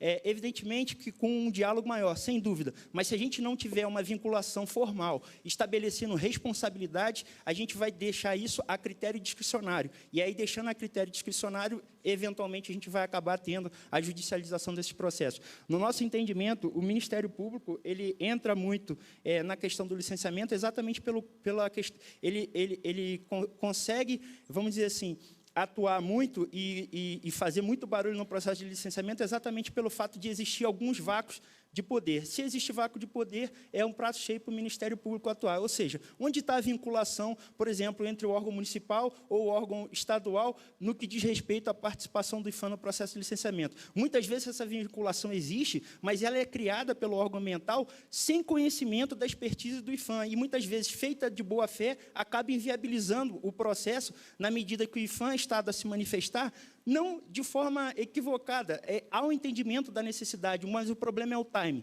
E o time faz toda a diferença, porque isso confere atraso nas obras, isso confere falta de previsibilidade, e, sobretudo, os orçamentos começam a ser... A gente tem discutido isso muito com o Ministério de Minas e Energia, como isso tem afetado, inclusive, os orçamentos das empresas de consultoria no que diz respeito aos estudos de avaliação de impacto ao patrimônio. Bom, como eu disse, é impossível falar de algo tão complexo em 10 minutos, mas eu agradeço aí a possibilidade de discutir isso com vocês. Obrigado.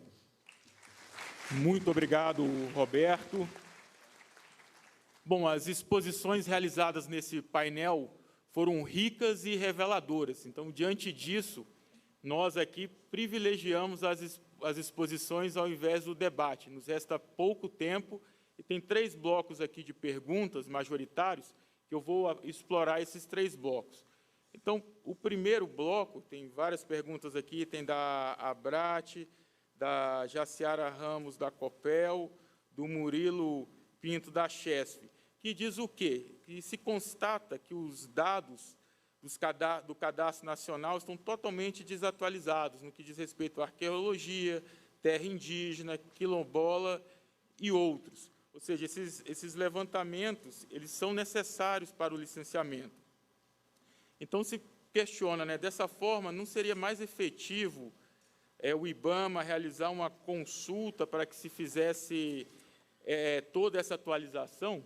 E aí a gente passa a questão tanto para a ABEMA, para o IBAMA, para ponderar o que acha de uma grande iniciativa nacional para a gente atualizar esse cadastro no Brasil todo. Eu acho que tem que... não é que eu acho, eu tenho certeza que tem que ser atualizado, mas não é o órgão ambiental que atualiza isso.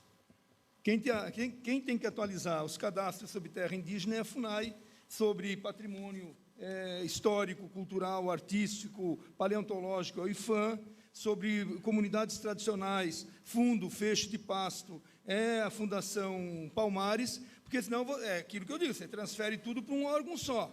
A responsabilidade pela gestão dessas políticas não é do IBAMA, não é da Secretaria de Meio Ambiente do Estado, é das instituições que estão legalmente criadas para fazer a gestão dessas atividades. Então, tem que fazer o cadastro, é urgente. E aí, na minha opinião, reside um dos grandes problemas da questão do nosso desenvolvimento. Nós não trabalhamos as questões estratégicas de planejamento, de ordenamento do nosso território, de conhecimento do nosso território, e remetemos isso à análise individual de empreendimento.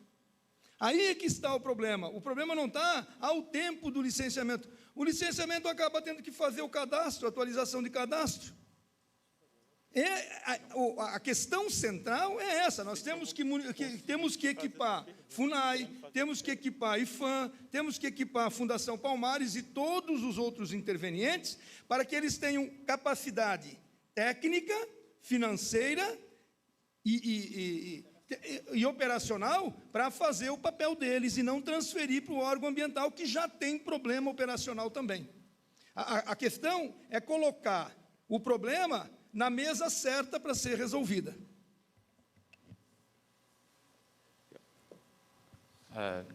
Concordo, gênero, número e grau, com o que o Eugênio falou.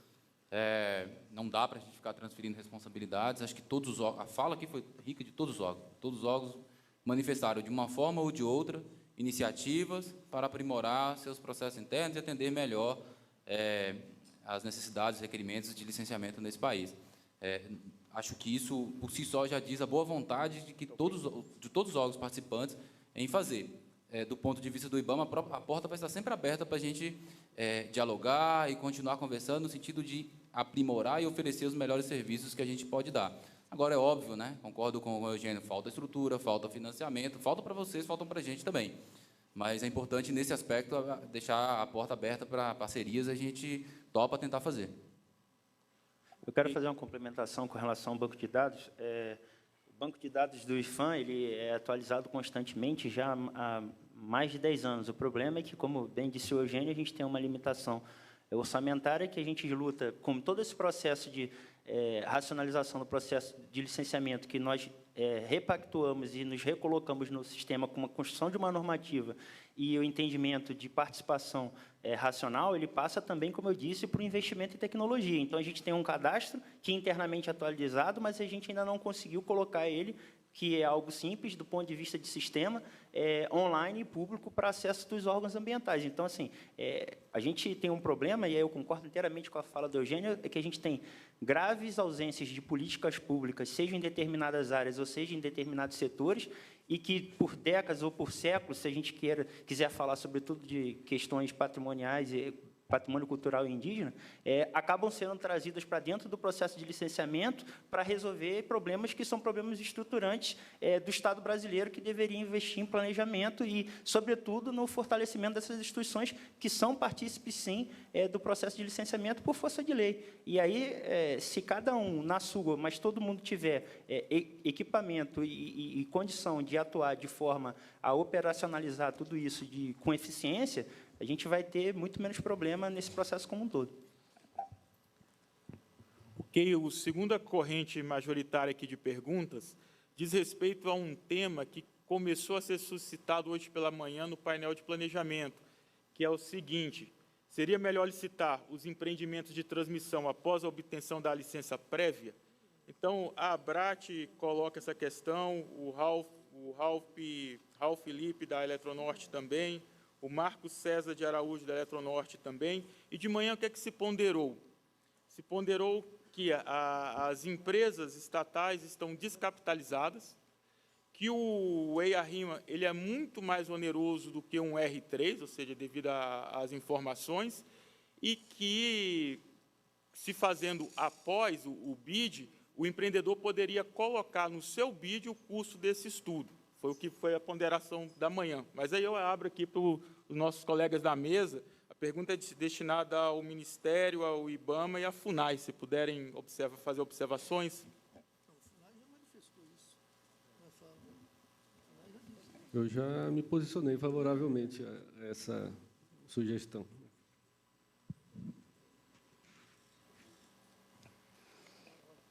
André, eu vou fazer uma consideração a essa questão,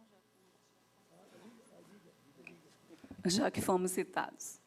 Então, gente, pelo contexto aqui colocado, pela avaliação e diagnóstico de todos os problemas que nós temos aí em relação ao licenciamento ambiental, certamente esse não é um problema, né, ou a causa principal do atraso, né, ou de todas as questões vinculadas à necessidade de expansão do nosso sistema. Por todos os problemas que a gente elencou aqui, e o que foi colocado pela FUNAI com essa percepção de que é necessário uma licença prévia, considerando a estrutura e o gerenciamento e a forma de gestão com as comunidades indígenas que implicam numa avaliação de impacto socioambiental, eu só queria comentar aqui sobre o que o Arthur falou da OIT 169. A OIT 169 ela tem uma abrangência muito especial. Ela fala de um planejamento geral de uma nação. E as tentativas, até o momento, é de vincular especialmente a elas aos processos de licenciamento de empreendimentos de infraestrutura, né? Então, sobre essa posição, o MME tem dialogado bastante, é um tema que vem sendo discutido na instância máxima de governo do Estado aí desde 2008, a partir de 2011 foi formado um GT, né, pela presidência, E esse GT, claro, com todos os interesses envolvidos do próprio MME e dos diversos atores da esplanada, tem debatido muito esse tema. E a gente ainda não tem uma posição definitiva sobre o caso da OIT 169 e ela não está regulamentada ainda, né? Esse é um dos temas. Tanto é que diversas ações judiciais para os nossos projetos, eles têm tido ganho de causa em relação a esse ponto da ausência de regulamentação e pelo judiciário compreender que, no âmbito do processo de licenciamento, essa interlocução com a comunidade indígena ela é naturalmente realizada. Não existe empreendimento cujo processo seja precedido ou não de licenciamento ambiental próximo a terras indígenas, que não tenha a necessidade desse diálogo, né, dessa apresentação, dessa informação técnica especializada. Né? É especializada porque ela tem que considerar, no contexto da informação, quem é aquela comunidade, como que ela se comunica, entre outras questões que são colocadas pela FUNAI para atendimento pelas empresas e projetos que nós temos. Então, com relação ao 69, é isso. Com relação à antecipação de licença prévia ou não para leilões, a gente coaduna, como foi colocado aqui no primeiro painel, porque, realmente, a licença ambiental, o rito, o processo, o documento, é somente o pico do iceberg, né, gente? A gente tem um exemplo de procedimentos e projetos aqui, a exemplo da LT Xingu, né, da BMTE, que o ano passado, no auge dessa crise de incertezas, né, como que está o nosso sistema, como pretendemos atender ou não, nós fizemos um levantamento do quantitativo de autorizações, inclusive de licença, para um projeto como o da BMTE, que tem representantes aqui. Tá? Na fase de LP, chegou-se a um montante de 80 autorizações, entre travessias, e com o contato e todo o empenho que uma equipe de uma empresa e empreendimento com um porte como esse, uma LT com mais de 2.000 quilômetros, tem que ter interlocução com todos os atores do país, desde a gente, né, a todo mundo que precisa autorizar, anuir e licenciar todo esse processo. Então, na fase de LP, a gente contabilizou cerca de 80 autorizações, inclusive do licenciamento. Para a fase de LI, foram aí em torno de 57, provavelmente, ou mais. E para a fase de LP, que é a fase final, ainda vai mais de 30. Então, assim, o licenciamento ambiental em si, na verdade, ele comporta esse iceberg.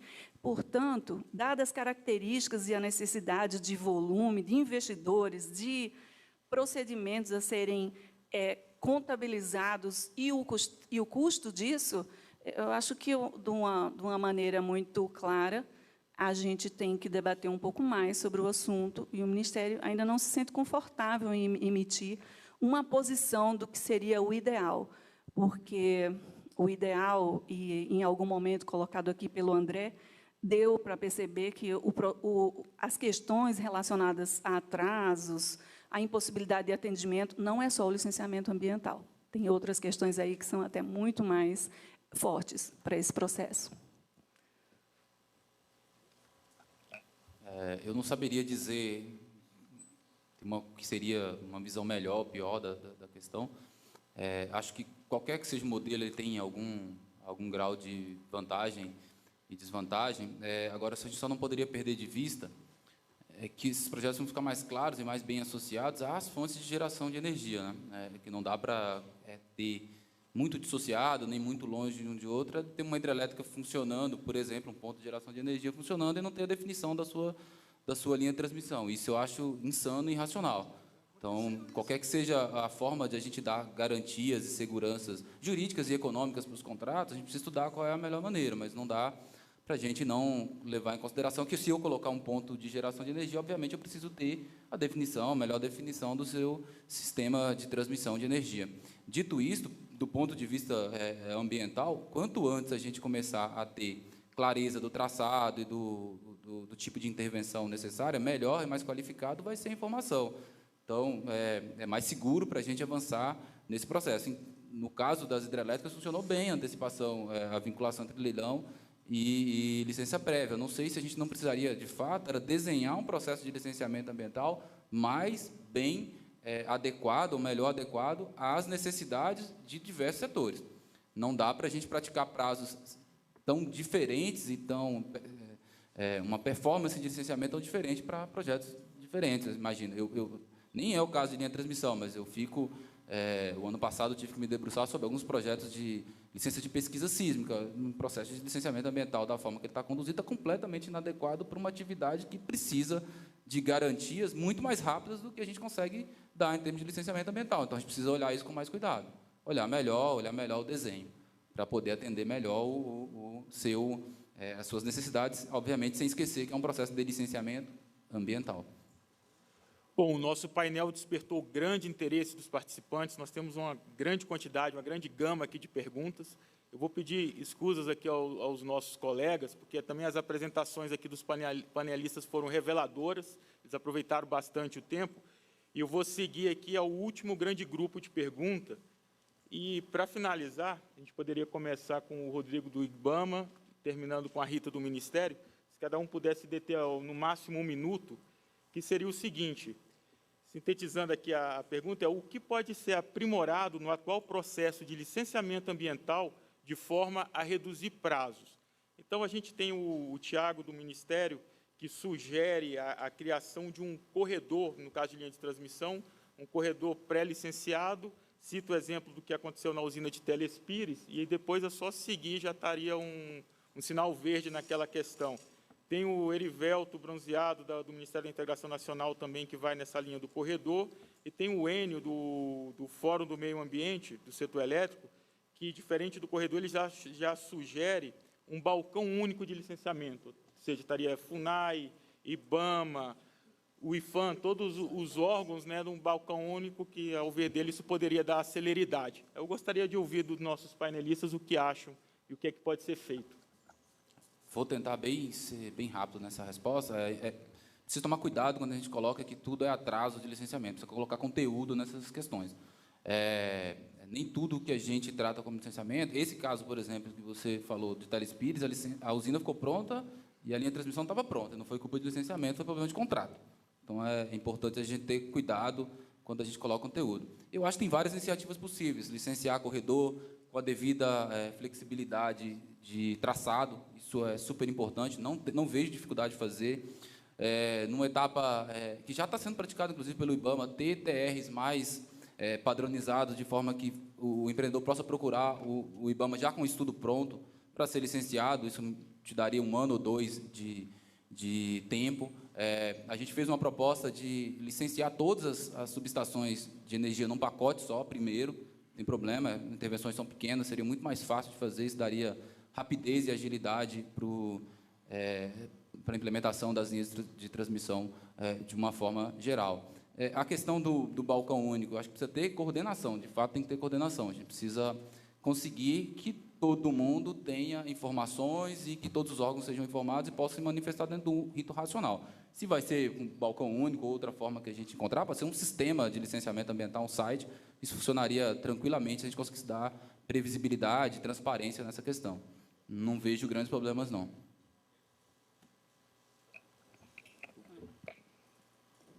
Posso? Vamos só seguir aqui a ordem. Bom, eu, mais uma vez, agradeço, eu acho que a nossa intervenção final aqui, agradeço o convite, nós estamos sempre à disposição e dispostos a debater o tema, que é de muita importância.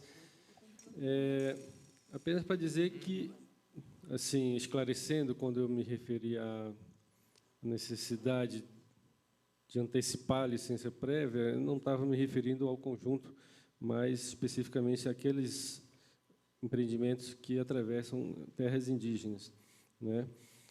Mas, obviamente, que a discussão extrapola isso, mas a minha posição foi em relação a essa situação específica, né? Com relação ao balcão único, a proposta, eu acho assim que, na verdade, quando você recebe uma peça técnica que vai analisar, né, obviamente você tem que fazer várias análises, né? Você tem que ter um conjunto de, enfim, uma equipe multidisciplinar que vai analisar sobre vários pontos de vista, né? Então, assim, eu não vejo como funcionaria esse balcão único, né? Acho que o ideal para todo empreendedor seria que tivesse um local, como a gente vai aqui em Brasília, na hora, né? Vai lá, tira a carteira de identidade, carteira de trabalho, faz tudo e já sai com o que a gente precisa. Mas, infelizmente, o processo ele é um pouco mais complexo, né? E, como disse o colega do IBAMA, há uma série de cuidados e de determinações, né, legais que têm que ser cumpridas. Nenhuma dessas determinações foi criada ou inventada, seja pelo IBAMA ou pela FUNAI, é parte da legislação. Então, essa compatibilização, compatibilizar a legislação, as diversas legislações, poderia ser uma forma de agilizar o processo, né? Mas isso já seria um esforço que ultrapassaria a própria normatização do setor elétrico. Avançaria em discutir outras legislações no sentido de tornar o processo mais compreensível e mais célere também. Obrigado. Na Bahia já aconteceu um parque eólico entrar em funcionamento e não ter linha de transmissão sequer licenciada, porque a empresa responsável pelo licenciamento não conseguiu concluir os estudos para análise do órgão. Foi motivo de Jornal Nacional e de tudo, aquele caso, lá em 2012. Então, assim, não é impossível fazer isso. Eu sou favorável a um corredor, só que eu vou voltar a ser chato aqui. Para ter um corredor, para ter uma poligonal, para ter um traçado de linha de transmissão, tem que ter planejamento. Você não traça um corredor do nada. Onde é que está a fonte de geração de energia? Sai de onde a onde esse corredor? Onde é que começa, onde é que termina a linha de transmissão? E eu tenho que estar ligado a alguma ponta de geração. Por isso, eu preciso ter um levantamento de onde é que estão as fontes de geração de energia para fazer isso. E tem que ser provocado. Não é o órgão que deliberadamente diz aqui é o corredor. É o setor que tem que dizer onde é que essa linha tem que passar e aí ser avaliado. Então, por isso que nós defendemos, aí eu vou falar uma palavrinha maldita para alguns de vocês. Por isso que a gente defende um instrumento de planejamento chamado avaliação ambiental integrada, que é maldita para alguns segmentos do setor de energia e outros segmentos. Para mim fazer análise de uma bacia hidrográfica, onde é que tem potencial hidroelétrico e onde é que serão construídas em 20, 30 anos as usinas. E aí dizer que é para isso e resolve o problema. Não deixa sem terra entrar, não deixa e aí já resolve a questão indígena, aí já identifica previamente se tem demanda por quilombola indígena, resolve antes. E aí você consegue dizer, bom, se aqui estão os potenciais de geração, tem que ter linha. Onde é que vai passar essa linha ligando o ponto A ao ponto Y?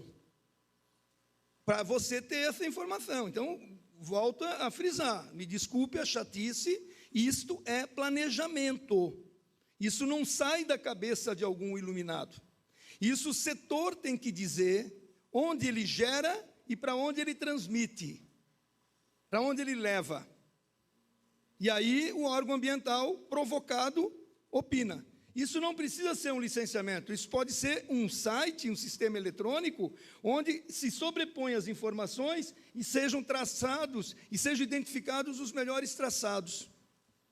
Volto a dizer, tem Estado fazendo isso, inclusive com o pagamento do setor energético, que foi justamente para a questão energética que foi feito esse site. Em um Estado, já testado e vai entrar agora para uso público, para o setor de energia e de mineração. Então, essa é uma questão fundamental. A outra questão que você pergunta aqui é balcão único. O que é esse balcão? Nós estamos falando, se dentro do governo federal é fácil. Coloca lá IBAMA, FUNAI, IFAM, Fundação Palmares. A gestão de terra indígena é federal, não é estadual. A gestão do patrimônio histórico é federal, não é estadual. A gestão da questão quilombola é também federal. Os estados não têm estrutura para isso. Como é que você dialoga com essa questão, se são estruturas e outros sistemas, como é que você normatiza isso? E competência federativa em níveis diferenciados. Eu não sou contra, agora tem que pensar, porque lançar um troço desse, sem saber como é que operacionaliza, pode dar, vira o caos.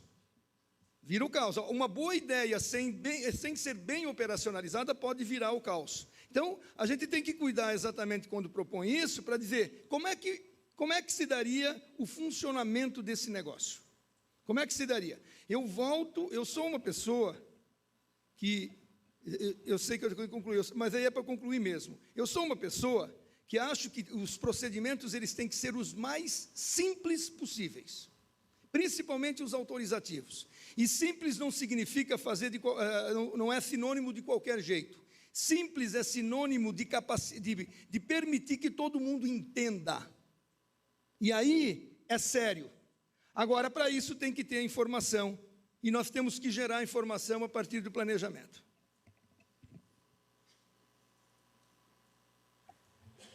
Bom, com relação à questão do balcão único, concordo com os colegas, já disseram, mas assim, me parece muitas vezes que o balcão único, muitas vezes a gente consegue perceber que nas entrelinhas ele quer dizer, ele vira sinônimo de repasse da competência de gestão para o governo de algo que deveria ser do próprio empreendedor. Ou seja, é colocar alguém no governo para ir atrás daquilo que, na verdade, deveria ter uma coordenação. Eu concordo perfeitamente com a fala do IBAMA. A gente já tem, do ponto de vista federal, em tese, com a portaria interministerial 60, um balcão único. Quem descumpre o balcão único? Os empreendedores. Eles entregam o estudo no IBAMA e, no mesmo dia, entregam no IFAM para adiantar. Bom, então, que balcão único é esse? Mas por quê? Querem que o IBAMA demande do IFAM a resposta dentro do prazo. Só que isso tem alguns problemas. Aliás, muitos problemas. Por quê? Muitas vezes se apresenta qualquer coisa para ligar o taxímetro. Ou seja, que a gente brinca, o prazo começar a correr. E aí, se a gente não qualifica a informação que está sendo apresentada, aí, já emendando na segunda pergunta, aí a gente não consegue conferir celeridade ao processo de licenciamento. Que os prazos para o IFAM são já muito apertados. 15 dias para a emissão de um termo de referência, 30 dias para a aprovação de um projeto, 60 para um relatório. Ou seja, o prazo máximo de manifestação da autarquia é 60 dias. Achar que um estudo minimamente sério vai ser viabilizado e analisado em 10 dias, uma semana, isso não é assim.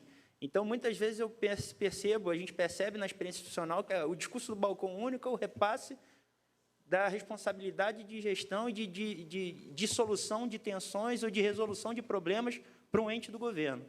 Então, eu repito, assim, a experiência institucional tem mostrado que quem tem furado o próprio balcão único tem sido o próprio empreendedor, que ele não apresenta apenas... Porque, pela portaria interministerial, ele teria que submeter tudo ao IBAMA. Os colegas do IBAMA sabem disso. Aí eles apresentam lá, ato contínuo, no mesmo dia, protocolo do IFAM e falam, não, mas já está com o IFAM desde o dia tal. Então, assim, a questão do balcão único, eu sou, no mínimo, reticente em relação a ela. O que eu acho que tem que ter, sim, é uma coordenação. E os exemplos bem-sucedidos de coordenação têm sido, do ponto de vista do governo federal, exatamente as salas de situação e monitoramento que são realizadas. Essas salas de situação têm sido muito profícuas no sentido de, inclusive, não só de nivelar a informação, mas de conferir celeridade àquilo que, de fato, precisa. Roberto, obrigado. Desculpe lhe interromper. Imagina. E, para finalizar, Rita, eu reforço em 1 minuto para você concluir. Senão o Eugênio fica com a prerrogativa única da chatura e eu também sou chato. Olha aí, gente, já fui prejudicada aqui, hein? O meu tempo exíguo aqui. Olha só, essa questão do balcão único, a gente já ouviu, já discutiu, e isso não é um assunto novo. Desde o ano 2000, na época da crise energética, quando fizemos aquele GT para culminar na Resolução 279, existia um grupo ali, e ele também tinha essa expectativa de criação de balcão único. E eu confesso a vocês que, já naquela época, a gente tinha uma dificuldade de ter o entendimento, responsabilização, quais os entes. Eu acho que o Eugênio conseguiu expressar isso aqui muito bem. Do ponto de vista federal, ele está correto. Inclusive, a Portaria 60, ela meio que instituiu o balcão único, e essa discussão, esse procedimento foi discutido demais na época da criação, na época da revisão da 419, junto com o MMA e IBAMA. Por quê? Em alguns momentos, o posicionamento nosso era contrário a essa questão, porque hoje a gente é refletido na dinamização desses processos. A exemplo de, em alguns procedimentos, o que era que a gente sempre colocava em mesa? Que o estudo devia ser, obviamente, protocolado em ambos os setores para ter uma celeridade. Hoje, não. O estudo que é feito para o IPHAN, ele é protocolado no IBAMA e o IBAMA encaminha. Imagina. Né? Um pedido nosso, em muitos casos, que tal protocolar, né? Ao mesmo tempo, para ganhar tempo. A gente vive discutindo o prazo. A gente vive tentando ter procedimentos para otimização e viabilização de prazos. Né? Isso faz parte de um processo aí que precisa também ser revisitado. Então, quando a gente pensa no balcão único lá da rodoviária, né, que você vai lá e protocola e você tem retorno, imagina a complexidade do processo de licenciamento e as autorizações necessárias, como eu já tinha dito aqui antes. É um processo complexo, merece uma reflexão um pouco maior, e a gente sempre acha e sempre põe em mesa que a responsabilidade e competência de licenciar nesse país ainda é do órgão ambiental. Então, as outras instituições são entes envolvidos nesse processo que colaboram, que avaliam tecnicamente algumas áreas que são de responsabilidade e competência federal ou do Estado, né? Mas que a responsabilidade pela decisão ela tem que continuar e ela deve ser do órgão ambiental federal. Então, é nesse sentido, a gente tem muito a discutir, e eu não vou entrar muito dentro dessa expectativa de licenciamento por corredor, porque já foi discutido aqui, colocado alguns pontos, e eu aproveito aqui, então, já que a última fala é minha, para convidar todos para participar do nosso evento aí, dia 28, que vai ser mais um momento importante como esse para a gente discutir e aprofundar algumas questões aqui tão bem colocadas. Muito obrigada. Rita. Bom, eu agradeço aqui a participação de todos os nossos painelistas. O painel que realizamos nos permitiu identificar questões sensíveis que carecem de aprimoramento, de modo a tornar toda a cadeia, o processo do licenciamento ambiental de linha de transmissão, torná-lo mais ágil e moderno, de tal sorte que ele fique compatível com a expectativa da sociedade brasileira. Muito obrigado a todos pela atenção.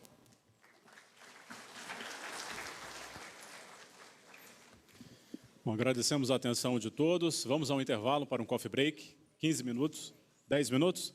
Apenas 10 minutos, retornaremos com o último painel do Fórum.